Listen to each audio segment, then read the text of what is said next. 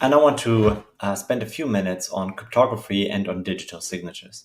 Now, in other versions of my slides and also available on YouTube, I actually have mathematical examples for you to understand cryptography and information, directly by using concrete examples. I am not going to go through this in this particular lecture. Now, let's just first understand the foundation. So what we want to do, and the best way to think about it, is you want to securely send information from one party to the next. So you want to send a message M, and you want to have nobody be able to read it other than the right recipient. So how do you do this? Well, the idea is that just as with hashing, you should be easy to decrypt if you have the right tools, and it should be very hard to decrypt without the right tools. And cryptography as a kid, you probably had this, right, where you just basically change the letters of an alphabet. Instead of you move them down 5 letters in the alphabet, so an A becomes an E, and so on and so forth.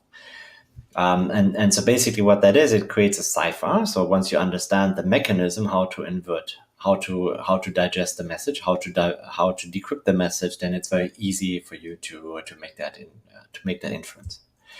So here's some formalism that we have. So we have a message M, we have a public key P, we have a private key S, we use S for safe, and then we have the ciphertext C, which is the text that will be created once we apply the decryption to the message.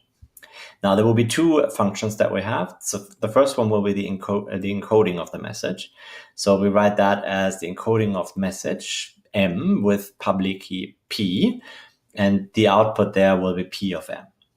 And then we have the decoding of a message. So that's the decoding of the cipher, where we decode the cipher C using the private key S, which is then S of C. So what happens here is that Aleph wants to send Bob money or a message without somebody else, Charles, seeing it. So how does that work? Well, you want to make sure that this bandit there cannot see it. So how does that work? So the simplest way is so-called symmetric encryption. So for symmetric encryption, what happens is that both Alice and Bob use the same key to encrypt and decrypt a message. So what would she do? Well, Alice would go out and she takes the message and she signs it and she locks it with her key. She sends it. Now the bandit will not be able to read this message because he or she does not have the key. And then Bob receives the message and just has to use the same key and then read the message. Now you can see that this is not something which is practical. In particular, Bob and Alice don't know each other. So how do you also get the key from Bob to Alice and so on and so forth? And there's a lot of trust that's required for that. And of course, most encryption in the world doesn't work like that anymore, right? So this is why we have something which is called asymmetric encryption. And so this is the cleverer part, and it uses public-private key cryptography. Here's how this works. Now, so there is Bob has a public and a private key, right? So it's PB and S of B.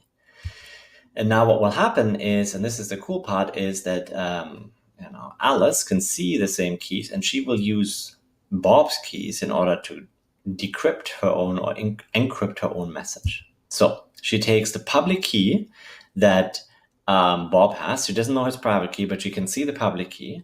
She uses the public key to sign the message or to encrypt the message and then send the message. And the cool part about it is the bandit cannot open the message and read it without having the private key.